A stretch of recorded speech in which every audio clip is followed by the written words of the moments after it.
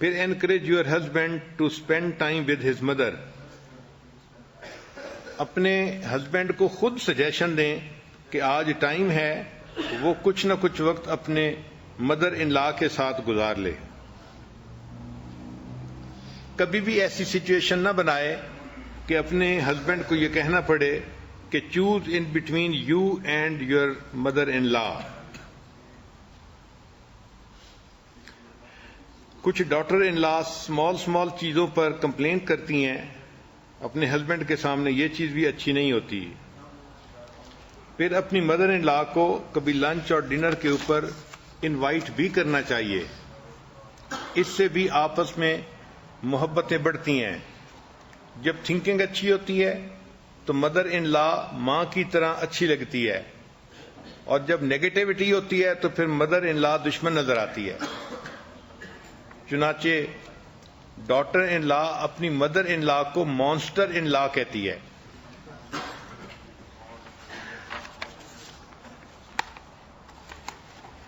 امریکہ کی ایک یونیورسٹی میں ریسرچ کی گئی کہ جو مدر ان لاز ہیں ان کو اپنی بہوؤں سے کیا شکوے ہوتے ہیں.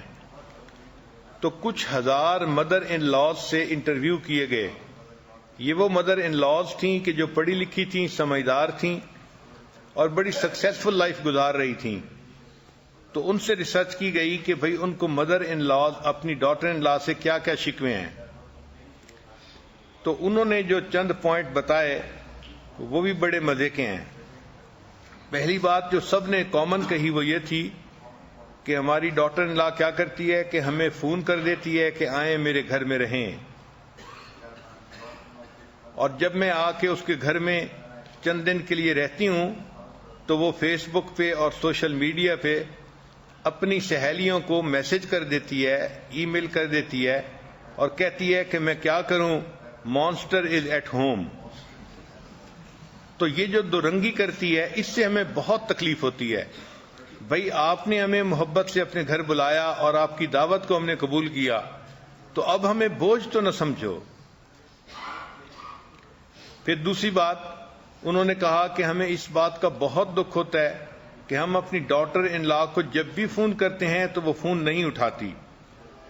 تو she should answer the phone and at least she should feel that we are the mother of her husband. ہم اس کے ہسبینڈ کی ماں ہیں تو ہمارے فون کو اس طرح اگنور نہیں کرنا چاہیے.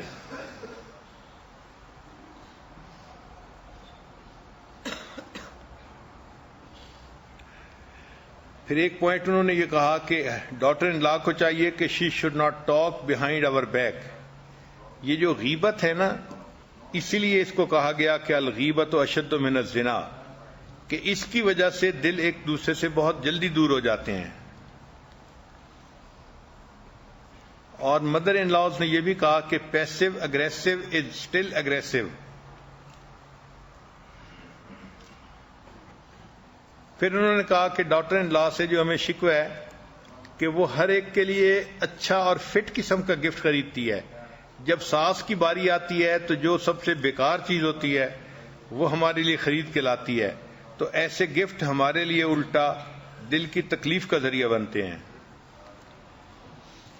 پھر بعض نے کہا کہ ہمیں اس بات پہ بھی تکلیف ہے کہ ہم اس کے بچوں کے لیے قیمتی گفٹ خریدنا چاہتی ہیں، لیکن یہ پھر اس کا تماشا بنا دیتی ہے، اعتراض کرتی ہے کہ آپ نے کیوں یہ چیز خریدی، اتنا پیسہ کیوں خرچ کر دیا. بھائی آور منی از آور منی. اگر ہم اپنے گرینڈ چلڈرن پہ خرچ کرنا چاہتی ہیں تو ہمیں اس پہ روکا نہیں جائے، بلکہ ہمیں موقع دیا جائے کہ ہم اس کو خرچ کر سکیں.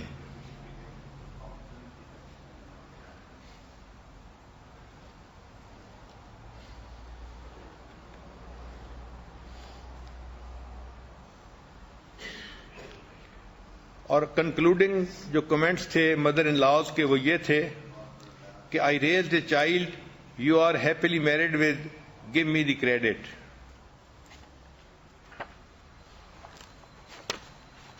ایک مرتبہ مجھے انگلینڈ میں ایک عجیب تجربہ ہوا. ایک جگہ ہم نے بیان کیا لندن میں، وہ پٹھان فیملی تھی، نیک لوگ تھے. جب بیان کر لیا تو اس کے بعد گھر کے آدمی نے مجھے کہا کہ جی میری ایک بیٹی ہے اور وہ پڑھی لکھی بہت ہے اور جاب کرتی ہے، تو وہ آپ سے کوئی کویسچن پوچھنا چاہتی ہے۔ مجھے تو بیک گراؤنڈ کا پتہ نہیں تھا، تو میں نے کہا ٹھیک ہے، یہ پردہ لگا ہوا ہے تو پردے کے پیچھے وہ بیٹھ جائے اور جو بات پوچھنی ہے پوچھ لے۔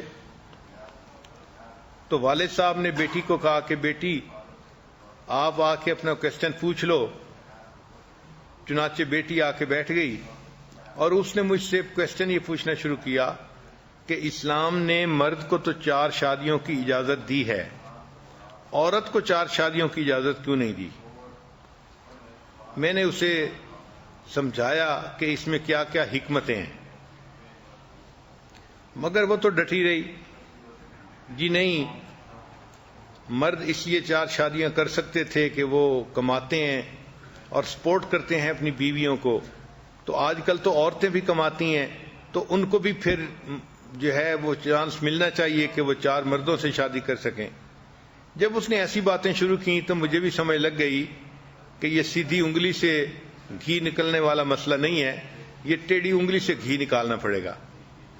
تو میں اس کی بات سنتا رہا اور اس نے بڑا خوب بولی کہ میری نوکری ایسی ہے، میری پے اتنی ہے، میں تو یہ کام بھی کر رہی ہوں، یہ بھی کرتی ہوں، یہ بھی کرتی ہوں، میرے اندر بڑی ڈیسیژن میکنگ ہے اور میں اسٹرانگ ویلڈ لڑکی ہوں، تو مجھے جو ہے وہ 4 شادیاں کرنے میں کیا رکاوٹ ہے؟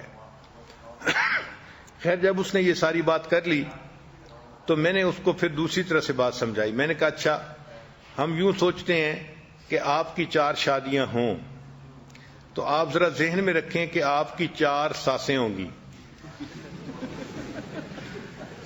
تو جب میں نے ساس کا نام لیا نا تو وہ تو گھبرا ہی گئی، کہنے لگی آپ نے کیا کہا حضرت؟ میں نے کہا بھائی 4 مردوں سے شادی ہوگی تو 4 ساسیں ہوں گی نا۔ پھر میں نے کہا کہ فرض کرو کہ ہر ہسبینڈ کی 4-5 بہنیں ہیں تو 20 آپ کی نندیں ہوں گی۔ تو جیسے میں نے نندوں کا نام لیا نا، کہتے نہیں حضرت 1 شادی ٹھیک ہے۔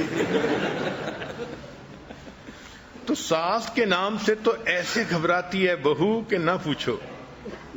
اس لیے ایک جوک بنا ہوا ہے کہ you can not scare me, I have a mother in لا۔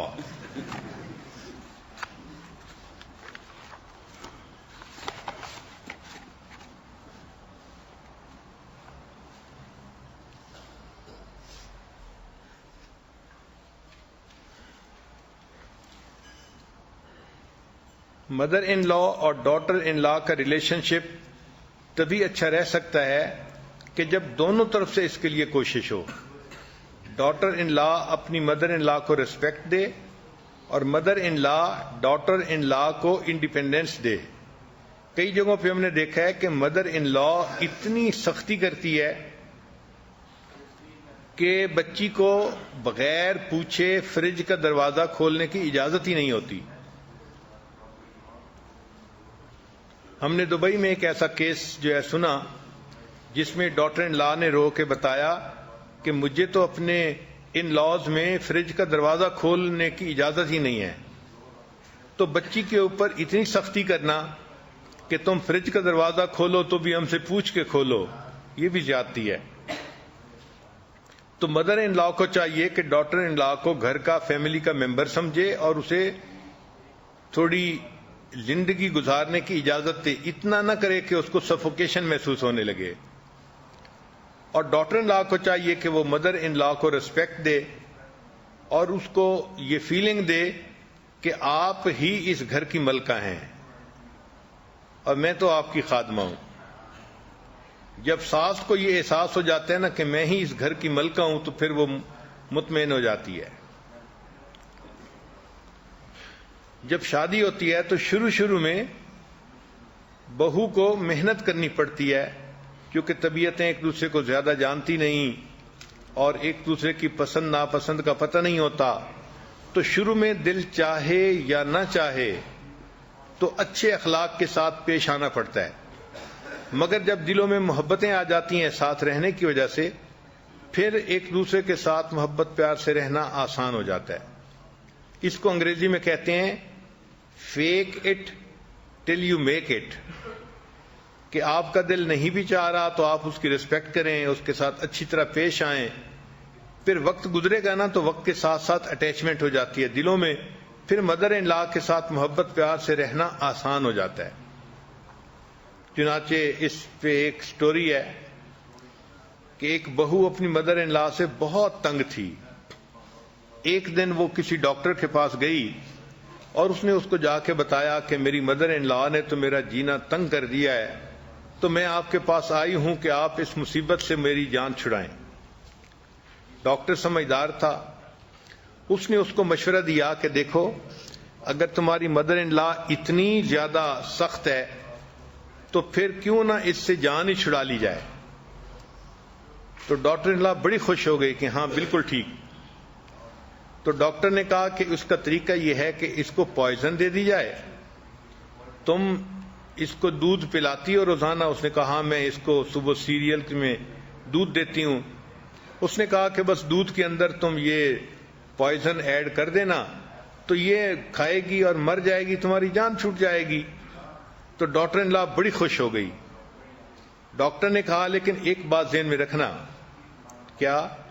اس نے کہا اس لیے کہ اگر تم اس طرح اس کو زہر دو گی تو ہر بندہ تمہیں بلیم کرے گا کہ تم نے کچھ کیا اور تم نے اس کو کل کیا اور تمہارے اوپر مقدمہ بھی بن جائے گا.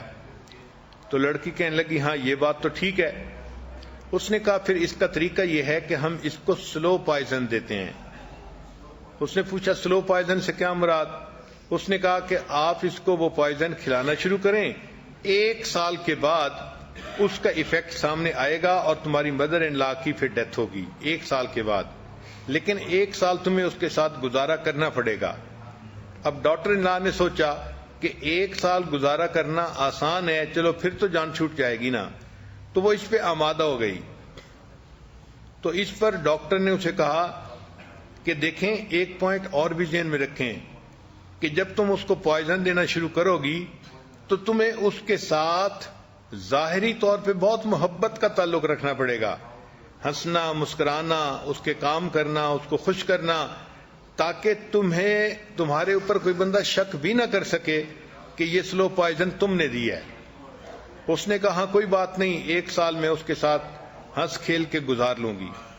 چنانچہ اس ڈاکٹر نے اس کو پاؤڈر دیا اور کہا کہ یہ پاؤڈر دودھ میں روز ملا دیا کرو اور 1 سال کی بات ہے گزارا کر لو, پھر تمہاری جان چھوٹ جائے گی. لڑکی وہ پوائزن لے کے گھر آ گئی.